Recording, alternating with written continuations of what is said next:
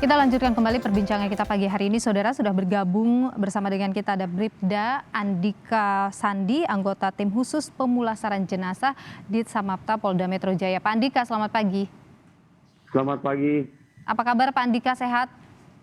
Alhamdulillah masih diberi kesehatan. Pak Andika, ini posisi lagi di mana, Pak? Saat ini saya sedang berada di posko pemulasaran di Monas. Oh, jadi di sana teman-teman berkumpul ya? Ya, betul.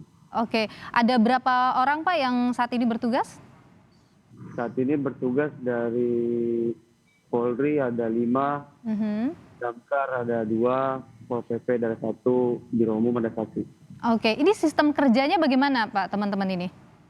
Ya, jadi sistem kerjanya tiap instansi itu berbeda ya, Bu. Jadi dari Polri ada 48 jam sekali piket atau di hari, Pol PP, Damkar, dan Biro Umum 12 jam. Oke, jadi kalau Pak Andika ini 48 jam? Betul. Itu artinya 2 hari kemudian baru pulang? Betul. Oke, 2 hari kemudian baru pulang. Nah, setiap hari ada berapa banyak yang kemudian harus dimakamkan? Setiap harinya saat ini sampai 28 list tadi. Tadi pagi itu jam 4 28 list yang masih menunggu. Yang bisa kami tangani saat ini hanya 11. 11 yang sudah dimakamkan? 11 yang sudah dimakamkan. Dan masih ada yang menunggu? Masih ada yang menunggu. Berapa jenazah?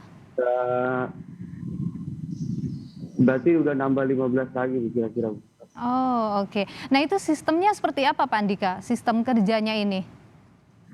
Jadi kalau kami ini di mana ada peti yang sudah ready atau puskesmas yang sudah ready, dan yang paling awal daftar ke kami itu kami langsung tangani.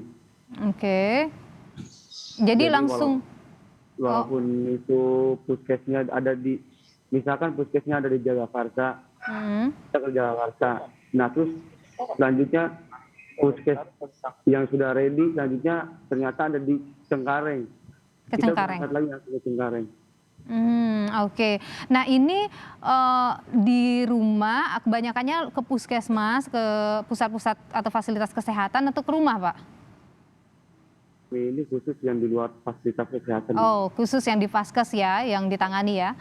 Oke. Ya. Pak, ada gambar yang viral belakangan ini. Ini gambar yang menunjukkan teman-teman ini yang tepar begitu ya, tergeletak ini, kecapean sekali. Boleh dijelaskan ini seperti apa sebenarnya situasinya saat itu? Situasi saat itu kami sedang menunggu set jenazah di Puskesmas Sawah Besar. Ya, saat itu tim sudah menangani hampir 11 jenazah. Kalau nggak salah 11 jenazah. Itu udah kaki udah betis sudah panas, badan udah karuan rasanya. Jadi sebenarnya itu kami nggak tahu, udah ada media di situ udah datang, kita udah ya kontak aja gitu, tidur-tiduran jalan. Jadi saat itu sudah 11 jenazah yang dikuburkan dan masih menunggu lagi berikutnya? Ya, betul.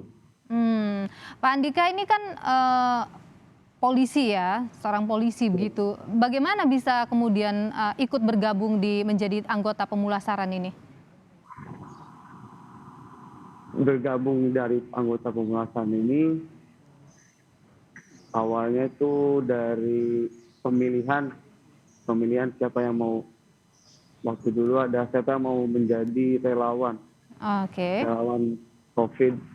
Awalnya saya sangat takut sekali dan sebenarnya nggak mau. Terus? Tapi yang memang ini udah tugas saya, ya saya tetap jalani. Sekarang setelah itu waktu itu awal-awal paling banyak, awal-awal COVID itu paling banyak 2-3 jenazah yang dimakamkan. Ya, betul, yang dimakamkan. Itu udah paling maksimal. 3 jenazah itu udah paling maksimal, kita udah dari pagi sampai siang. Soalnya kan baru awal-awal.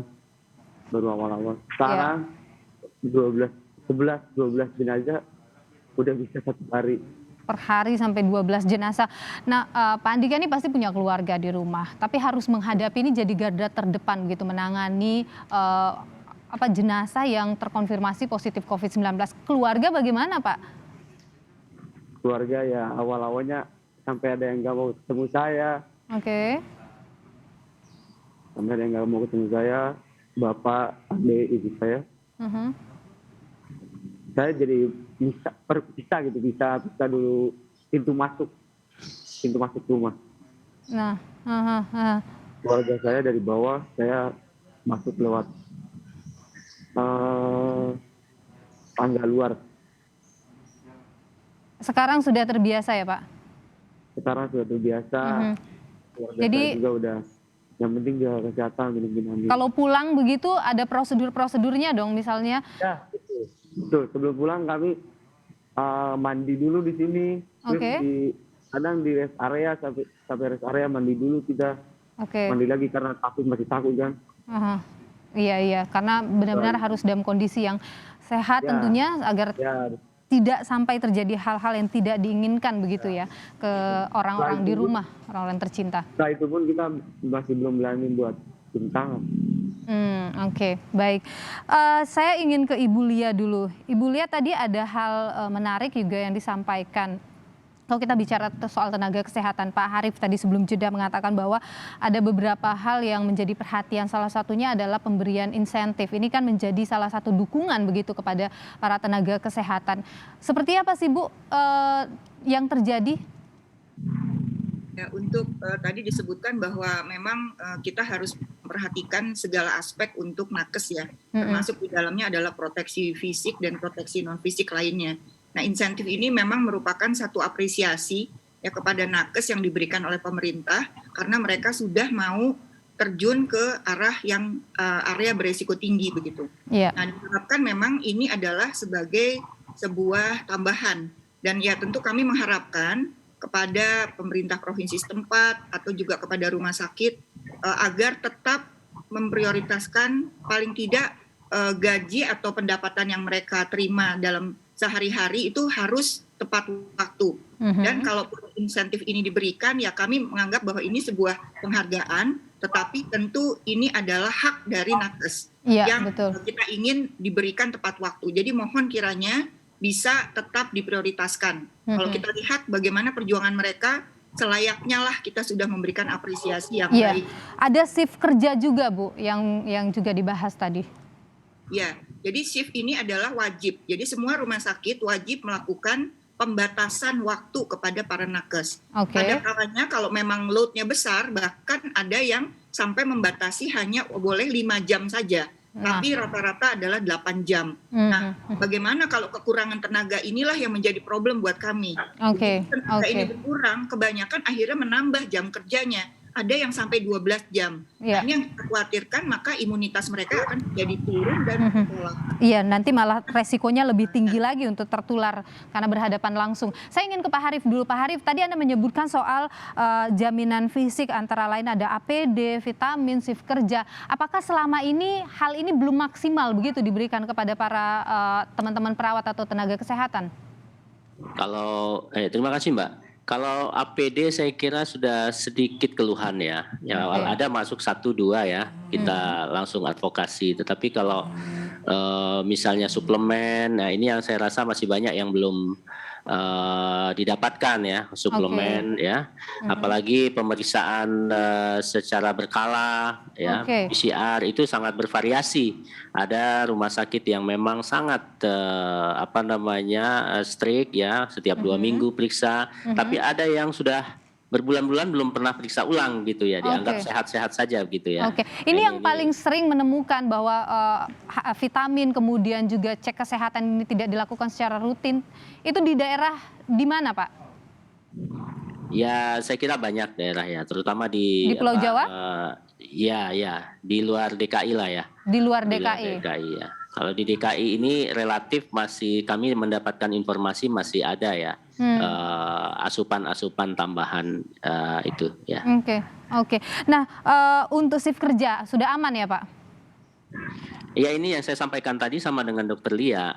Jadi Oke. kalau pada kondisi yang sebelum mendapatkan relawan, ada kalanya mereka harus double shift sampai 12 jam. Oke, Terutama baik. mereka yang ada di ICU, Mhm. UGD, itu kan tidak semua orang perawat bisa ditempatkan di situ. Oke. Karena mereka harus mempunyai skill khusus yang Oke.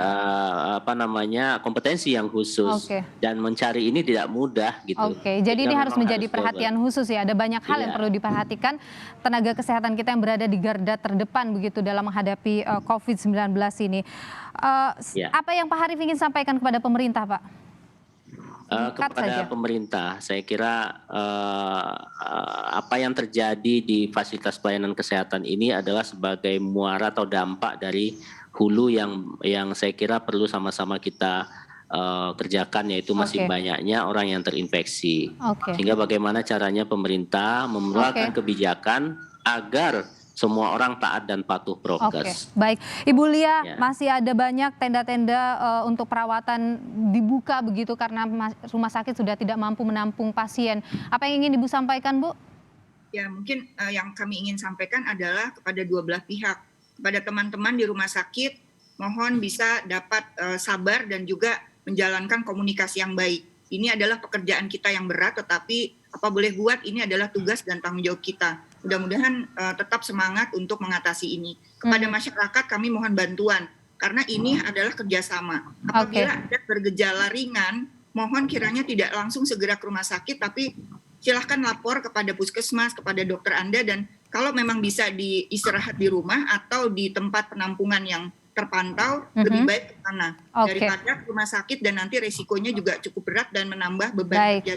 Baik Ibu Lia, terima kasih. Pak Andika, apa yang Anda ingin sampaikan kepada masyarakat Pak Andika di kondisi sekarang? Ya, untuk kepada seluruh masyarakat Indonesia, saya harap bantu kami untuk tetap menjaga protokol kesehatan, karena memang benar-benar nih saat ini COVID ini sedang menggila. Saya harap seluruh rakyat Indonesia bisa mematuhi aturan pemerintah tentang protokol kesehatan. Karena jangan sampai tim kami yang datang sendiri, yang mengingatkan sendiri betapa pentingnya itu protokol kesehatan. Baik, terima kasih Pak Andika Sandi, Bribda Andika Sandi, anggota tim khusus pemulasaran jenazah Ditsamapta Polda Metro Jaya, Ibu Lia Partakusuma, Sekjen Perhimpunan Rumah Sakit Seluruh Indonesia, dan juga Pak Harif Fadilah, Ketua Persatuan Perawat Nasional Indonesia. Terima kasih untuk perbincangannya. Sekali lagi, mengatasi pandemi COVID-19 ini adalah kerja kolektif antara pemerintah dan juga masyarakat tentunya. Terima kasih Bapak Ibu atas waktunya. Terima kasih. Terima kasih.